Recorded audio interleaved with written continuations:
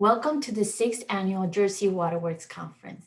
My name is Paula Figueroa Vega, and I am the Program Manager for Jersey Waterworks Collaborative. We're so happy that you joined us today. The staff connected to Jersey Waterworks and all our speakers have worked very hard to put together a conference with a variety of topics. This is a collaborative, and collaborative work requires contributions of different members. That is why we're so grateful for all our members who advanced the goals during the year, the speakers participating in our conference today, and the sponsors who are helping us bring this conference to you. Our title sponsor is the New Jersey American Water. Our visionary sponsors are Amy Green Environmental, Engineer Labor's Employers Cooperative, Garden State Laboratories, New Jersey Infrastructure Bank, the Labor's International Union of North America, LIUNA Eastern Region, Mueller Water Products, and the U.S. Water Alliance.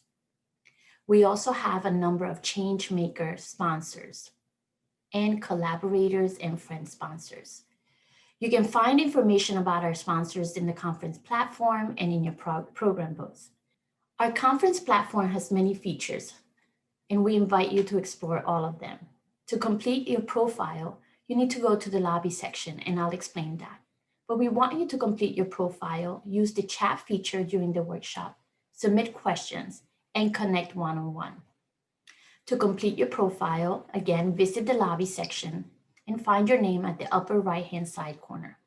Click on it, and there you can complete your profile and let others know who you are so they can connect with you. You can add as much or as little information as you like. As you listen to the presenters, we invite you to share information with the general public and help us expand our reach. And now, a few words from Jane Kenny and Mark Moriello. Hello, and welcome to Jersey Waterworks' 6th Annual Conference. My name is Jane Kenny, and I'm one of the co-chairs of the Jersey Waterworks Collaborative.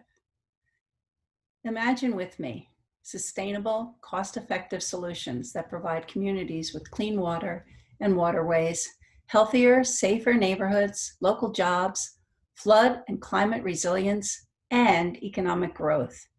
That's what we imagine at Jersey Waterworks Collaborative as we work to transform water infrastructure in New Jersey.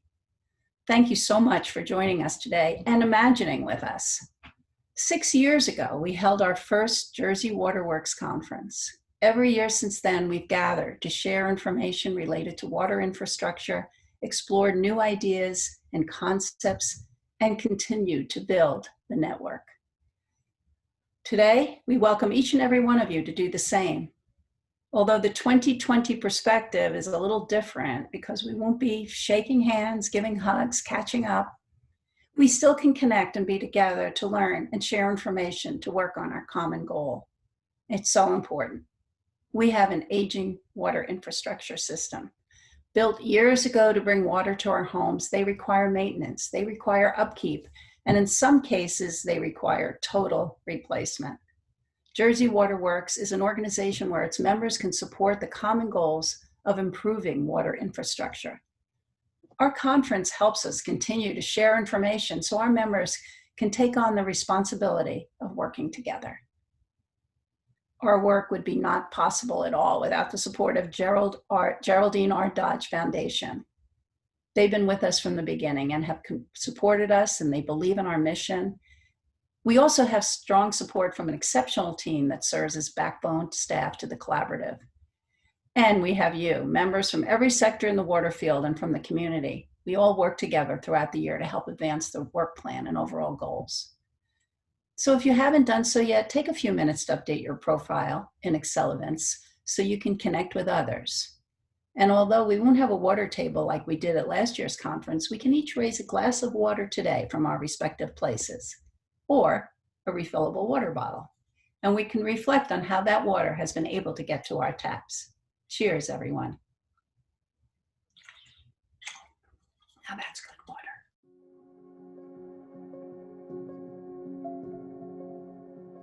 Good morning. New Jersey American Water is proud to be the title sponsor of the 6th Annual Jersey Waterworks Conference. As I'm sure you'll all agree, nothing is more important to our state's economy and the health of our communities than a modern water infrastructure system. Safe, reliable, and affordable water and wastewater services for our customers is our #1 goal, and it's a goal I know we all share for our communities. As we deal with this global pandemic, we are reminded that clean water supports public health. As the state's largest water and wastewater services provider, this year has demonstrated without a doubt that we are resilient and our work is essential. Jersey Waterworks is unique in bringing everyone who cares about these infrastructure systems together to advance this shared agenda through both our own actions and the work of committees. It takes many players to support the upgrading of drinking water, wastewater, and stormwater systems, and Jersey Waterworks helps bring those players together. The Jersey Waterworks agenda attracts participants from across the state and from many different perspectives because it articulates how water infrastructure investments can do double duty, not only delivering modern services cost effectively, but also supporting local economies and providing benefits like healthier, safer neighborhoods, local jobs, and flood and climate resilience. New Jersey American Water does our part by investing more than $350 million in infrastructure upgrades every year. This level of investment helps us continue to meet stringent drinking water quality standards, monitor and treat for emerging compounds that are becoming regulated like PFAS and 1,4-dioxane, leverage technology to reduce water losses through leaks and optimize energy use for reduced greenhouse gas emissions, meet important wastewater treatment and discharge standards that protect our environment, and provide reliable service to our customers. I encourage you to take full advantage of the workshops being presented during this conference, since each one brings a unique perspective to how we serve our stakeholders. I also invite you to learn more about our own workforce programs during the workshop on workforce development, which takes place on Friday. I hope you enjoy the conference, connect with others virtually, learn, and sign on to be a member if you're not already one. Thank you, and be safe.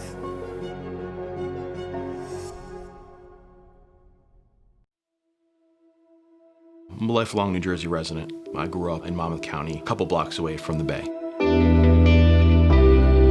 As long as I can remember, water was a part of our culture, our life, our recreation. I was born and raised in Newark, New Jersey. I remember my father telling me stories about the Passaic River and how, oh no, you don't want to swim there. So even though we lived 10 minutes from the waterfront, we didn't access it.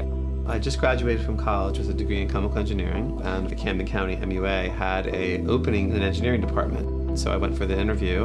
When I got out of the car, the amount of odor was overpowering. So I realized that it's a wastewater utility, and so that wastewater treatment plant, only 100 yards away from a residential neighborhood and a school, received 80 million gallons a day of sewage and generated over 200 tons of sludge, bio-waste, every single day.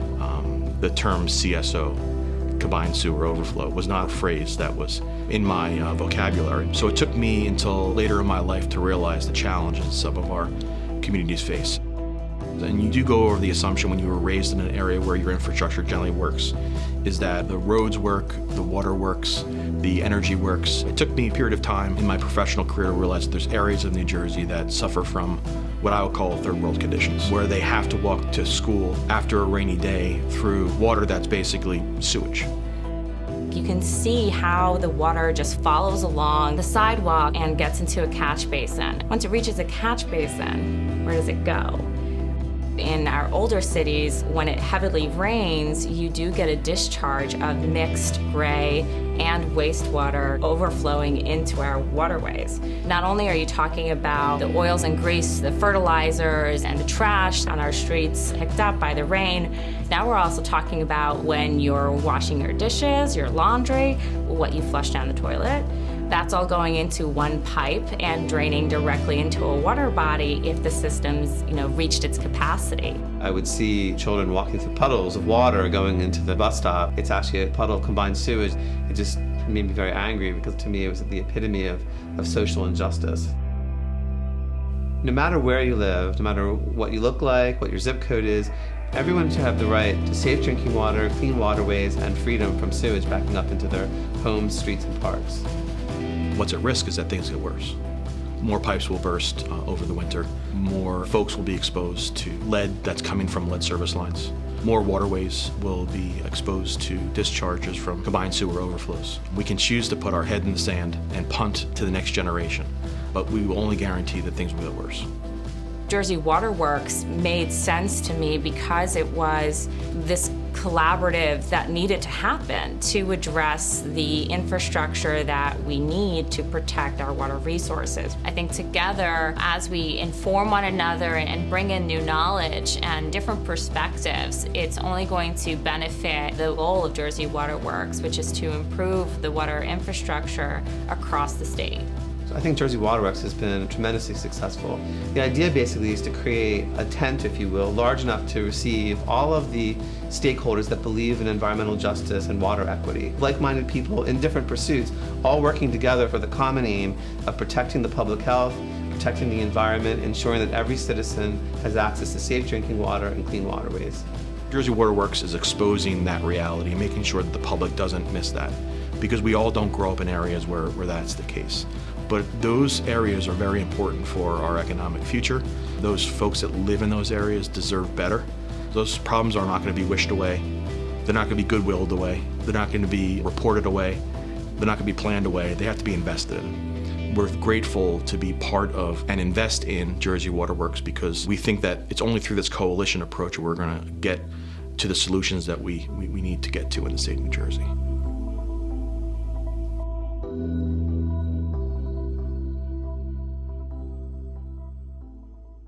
My name is Mark Moriello, and I serve as co-chair of the Jersey Waterworks Steering Committee, along with my friend Jane Kenny.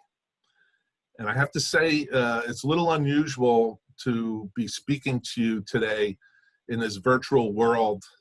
We're all Jersey people. We like to be together, talk touchy-feely. It's a very, very unusual way to have to do our business, but it's just a reflection on the year that has been, 2020.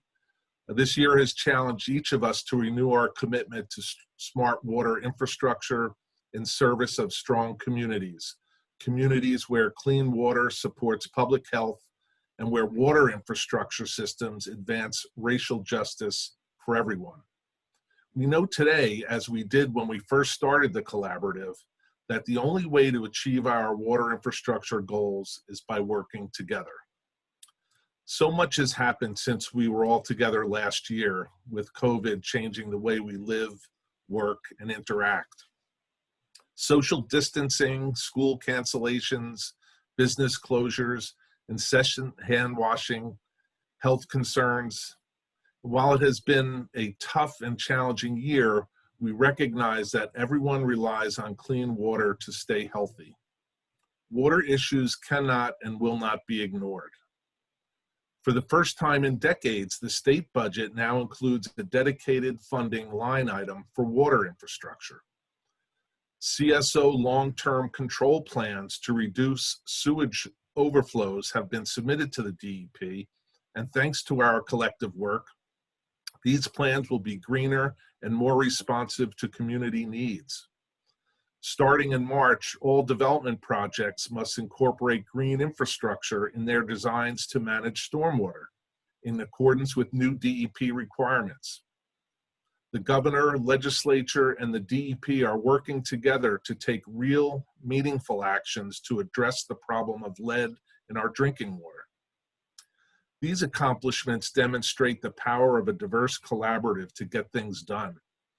At every step of the way, Jersey Waterworks members have been involved in helping achieve these successes. From writing recommendations and testifying at public hearings, to interacting and closely coordinating with your peers, the members of Jersey Waterworks, over 600 of you, have worked very hard to improve our water infrastructure. And being here with you, it's so exciting to see what we have achieved, and even more exciting to see what we can get done together in 2021.